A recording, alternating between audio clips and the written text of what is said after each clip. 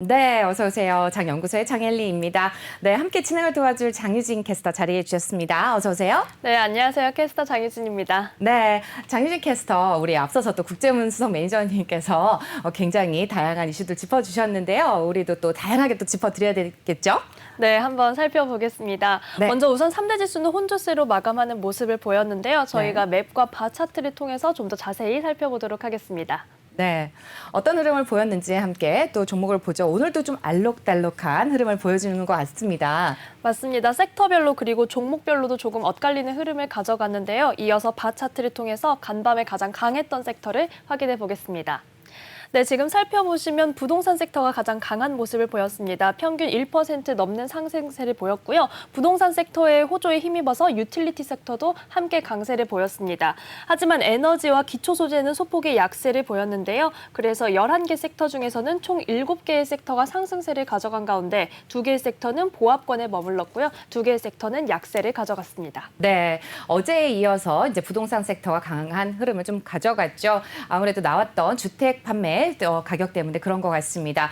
그리고 또 유가 같은 경우는 어제 10시 반까지 쭉 빠지는 흐름을 보여줬습니다. 오펙 플러스 회동 때문에 그런 것 같은데 큰 흐름, 빠지는 흐름을 보이다가 다시 반등하면서 어제와 거의 같은 가격으로 이제 마무리를 했습니다. 그러다 보니까 에너지 섹터만 지금 똑같이 빠진 흐름을 보였는데 종목별로 또 함께 점검을 해보도록 하겠습니다. 종목별로 살펴보도록 하죠. 네, 먼저 부동산 섹터를 확인해 보도록 하겠습니다. 앞서 모두 설명을 다 해주셨는데요. 미국의 주택가격 급등세 속에서 새로운 공급 대책을 백악관에서 발표하겠다라고 계속해서 하고 있는 상황이라서 이 점을 주시하면서 조금 상승률을 가져갔습니다. 종목별로 살펴보시면 먼저 아메리칸 타워와 크라운 캐슬이 1%대 정도의 강세를 보였는데요. 아메리칸 타워는 2% 가까운 강세 속에서 정규장 297달러 선에 거래를 마쳤습니다.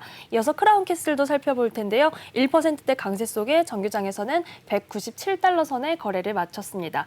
여기에 이퀴닉스까지 마지막으로 살펴보겠습니다. 주가가 좀 더 탄력받는 모습을 보였습니다. 3%대의 강세 속에서 정규장에서 868달러 선에 거래를 마쳤습니다. 네, 우리 지금 부동산과 또 유틸리티가 우리 또 오늘 흐름을 주도했다고 했는데 장유진 캐스터 유틸리티들도 좀 좋은 흐름을 가져갔겠죠? 네, 전반적으로 1%대 강세를 보이면서 초록불을 켜내고 있는 상황입니다.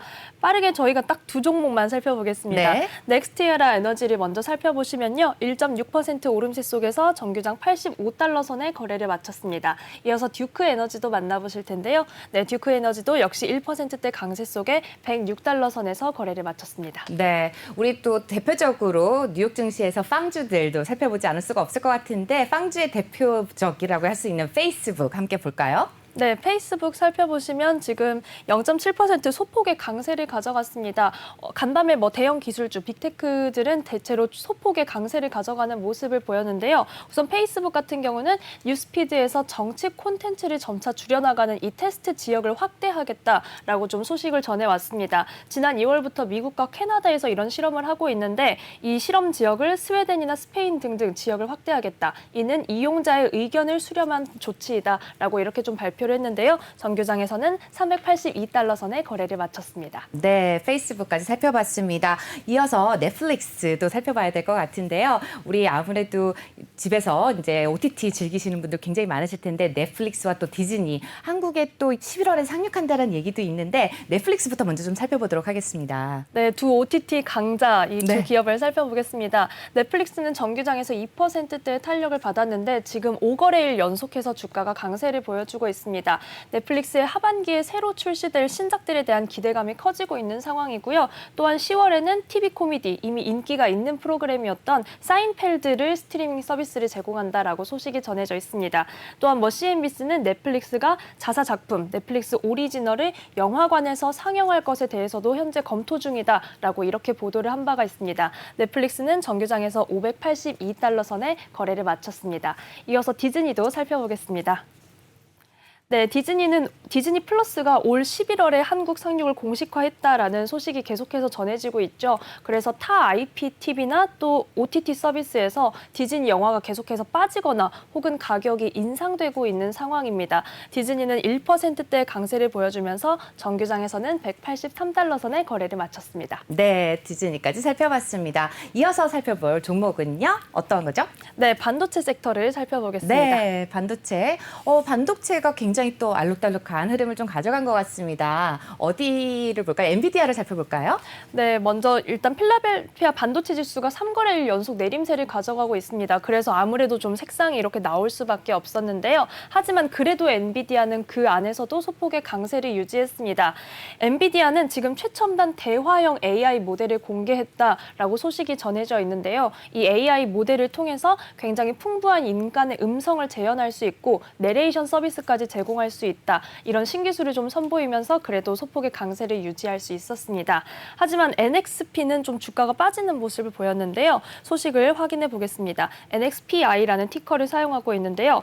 NXP는 전일장에서 이미 6% 넘게 하락을 했습니다. 그랬었죠. 네. 네, 그러면서 2020년 6월 이후에 최고의 등락률, 최고의 하락률을 좀 보여줬는데요. CFO와 CEO가 3,600만 달러 규모의 주식을 매도했다라는 소식이 전해지면서 다른 투자자들도 빠져나오고 있는 상황입니다. 네, 이런 색을 보니까 우리 오늘 장유진 캐스터의 옷 색깔처럼 붉은색을 띠고 있는데 우리 앞으로 다시 초록색을 입어야 될 것 같다는 생각이 들고 있습니다. 네, 하지만은 우리 국내 증시만큼은 장유진 캐스터의 옷 색깔처럼 빨간 불을 켰으면 좋겠습니다. 맞습니다. 끝으로 전해주실 내용 하나 더 있죠? 네, 마지막으로 살펴보실 저희가 유틸리티도 확인을 해봤고요. 네. 네, 오늘 준비한 소식은 여기까지입니다. 여기까지인가요? 맞습니다. 네.